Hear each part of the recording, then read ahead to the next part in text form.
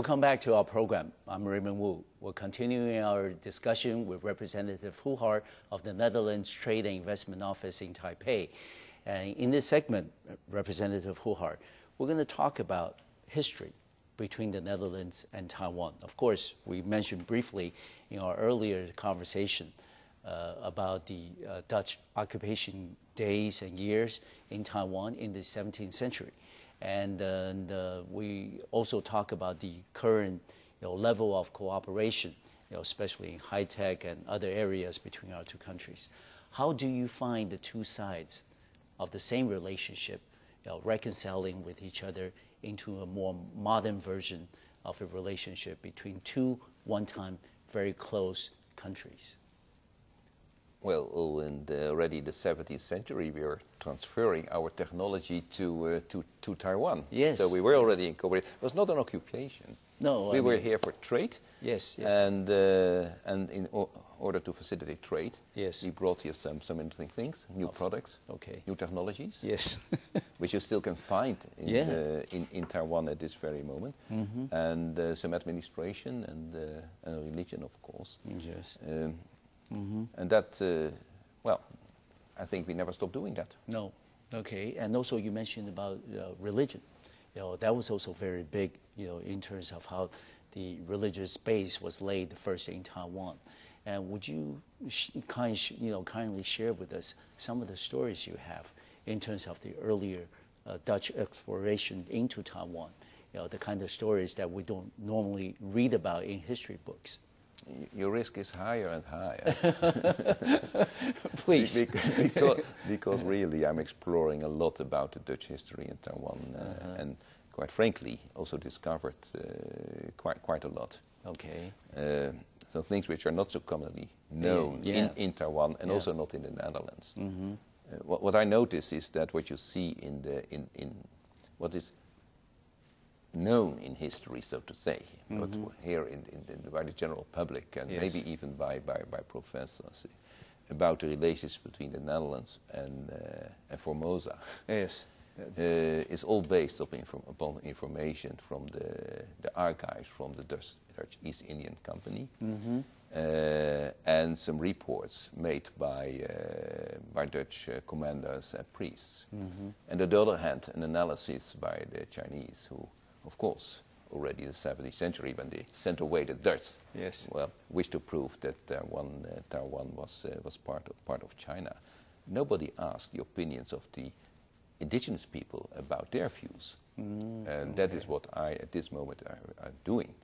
And then you come to a bit different view about the history, and I'm sure now that the Dutch president in Taiwan is in fact much more positive than you can read in your school books. You asked me about a priest, for instance, and the influence of priests. Yeah, religion. Well, the priests, the Dutch were not indoctrinating their culture on the Taiwanese. Okay. The priests were advised to marry local girls to become part of the society. And they did, and they did, and I think with pleasure, by the way. Yes. and a story I learned recently that is from the Silaya tribe, which is near Tainan. They were very positive about the Dutch, because there one of the priests liked the girls too much, so he was cheating his wife. Oh, okay. So she went to court, and the court ruled in favor of the Aboriginal woman instead of the Dutch priest. Okay. So that is quite an important story. It means that we try to be fair in times of what you called occupation when we are here. Yeah. So we try to be there. So I think that part of the history, of course, is not generally known to the public in Taiwan, and then also there isn't much emphasis on that part, that time period in Taiwan's history. We talk primarily about the Japanese years and also after the retrocession in 1945. But the fact of the matter remains, as you also mentioned, that the Dutch presence in Taiwan at the time also was the beginning of transferring of technology, both in terms of, I suppose, trade and investment area, and also in terms of agricultural techniques at the time. So what would the a general Dutch view about the Dutch presence in Taiwan during the 17th century?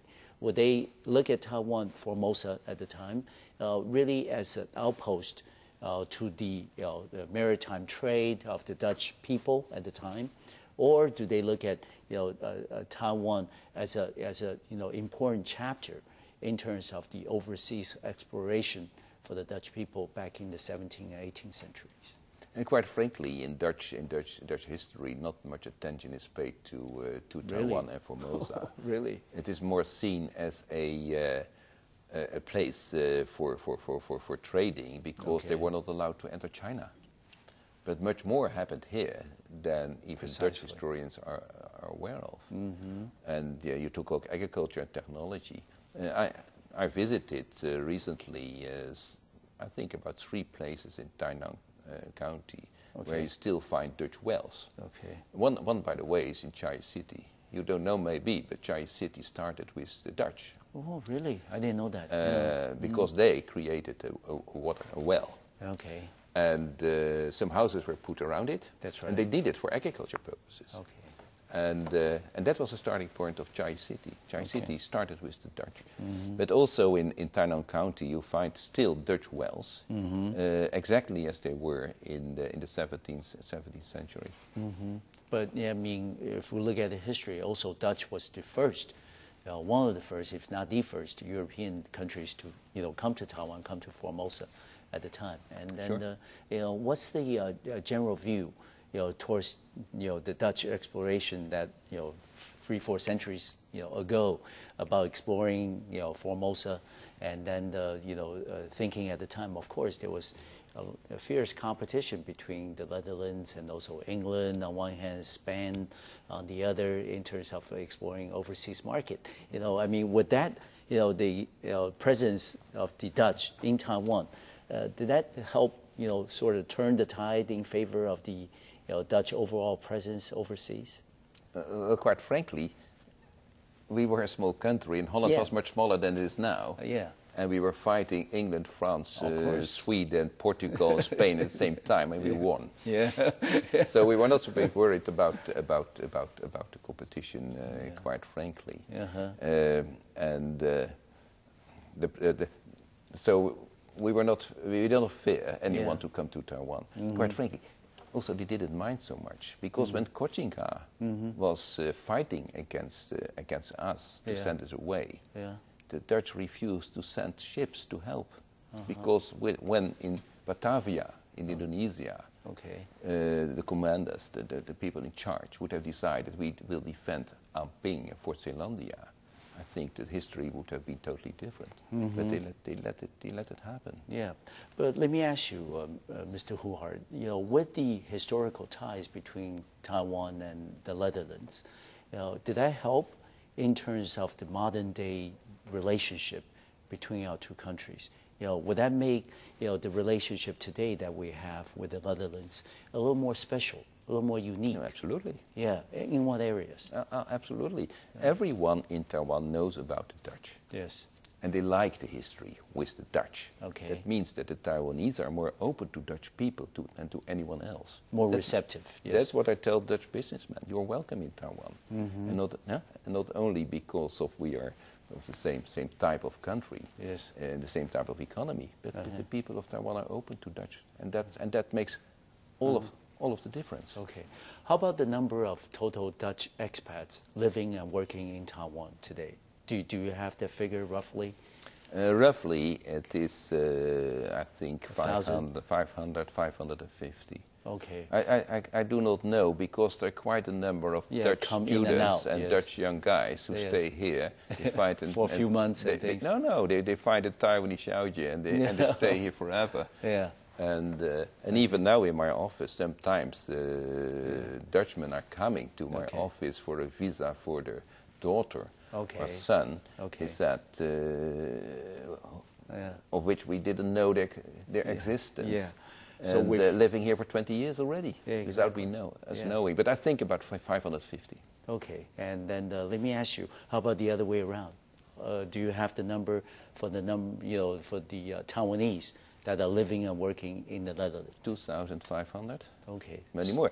We have 200 Taiwanese companies in the Netherlands. 250. So okay. we are the main target for Taiwanese investments in Europe. Okay. And every year, 15 to 20 more companies are coming to the Netherlands. Okay. So we have a huge Taiwanese community in the Netherlands. Mm-hmm. Yeah, and then also the fact of the matter is that you and I were just talking about the number of students. We would certainly like to see the students coming from the Netherlands increase in Taiwan, also the Taiwanese students going over to the Netherlands to study. That will increase also in the coming years, I hope. A little bit, because there is a limited amount we can have. Okay. Now there are about 250, 270 going for masters, mostly for 2 years, so we have over 500. Okay. But we have not so many universities, so I think the maximum is 300, 350 for masters or PhD. We are not so, well, bachelors are very welcome, but bachelors are coming from Vietnam or from mainland China. Yeah. We focus in Taiwan really, that is the policy of my office, to get the best of the best, Yes. to come to Holland to study. And when we come back to the Taiwan Outlook, we're going to continue our our discussion with Representative Goedhart. Also over the similarities between the Netherlands and Taiwan. What are the lessons, what are the experiences that we can learn from each other? We'll be right back.